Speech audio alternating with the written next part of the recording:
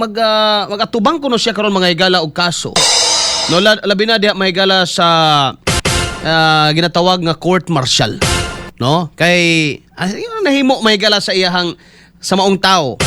No, sa maong opisyal nga kumbaga nadala sa iyang mga higalang tawagon nga emosyon, but nadala may higala sa iyang will nga dili na siya mga higala makasalig pa o musuporta pa nini mga higalang nasangpit nga administrasyon. Formal na mga higalang isa lang no sa General Court Martial si Colonel Audi Munggaw. Human mga higala nga na kitaan kini nasilipan mga higala og igo nga basihan ang report mga higala nga gibawi niya ang iyang suporta kang Pangulong Ferdinand Marcos Jr. mga kaigsunan. O kuya oday no, basta mobawi ka sa imong suporta unya sundalo ka. Nya opisyal ka mga higala mobawi ka sa imong suporta ngadto sa kining commander-in-chief mga katropa, iagi kag court martial bay. So sa ka press conference mga higala kagahapon adlaw Lunes bay. Gikumpirma ni Philippine Army Chief Lieutenant General Antonio Navarrete nga tubangon ni Munggaw ang kasong pagsupak sa Article 63 o ang disrespect toward the President, Vice President, National Assembly under the Articles of War mga igsoon.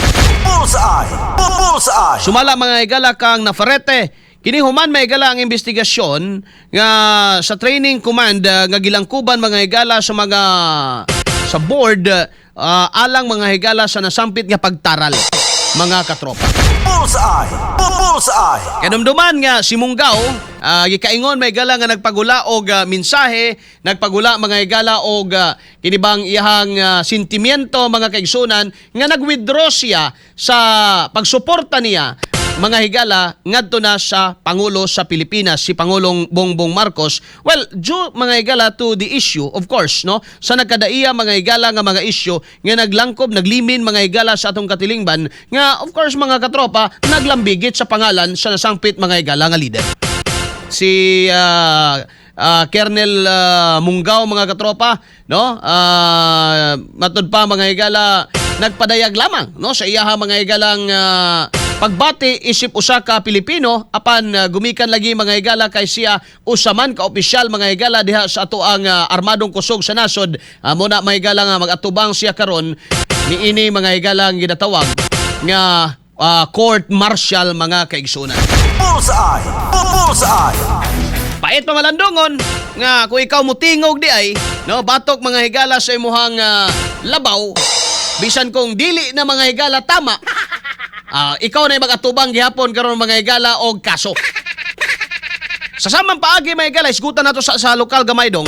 No kalabot nining teacher karon mga higala diri sa Davao del Norte. Nga gidid-an ko nos pagkomento mga higala nining issue sa Ghost Project mga higala sa DepEd Davao del Norte mga kaigsunan. Agi pahimangnuan ang mga magtutudlo nga agi badlong sila sa dili pag-apil-apil mga higala no diha sa mga iskutanan sa social media o pagkomento man lang mga kaigsunan kalabot sa bisan unsang issues korupsyon mga katropa. Cellphone Plus Gold, mapalit sa mga butika sa inyong lugar.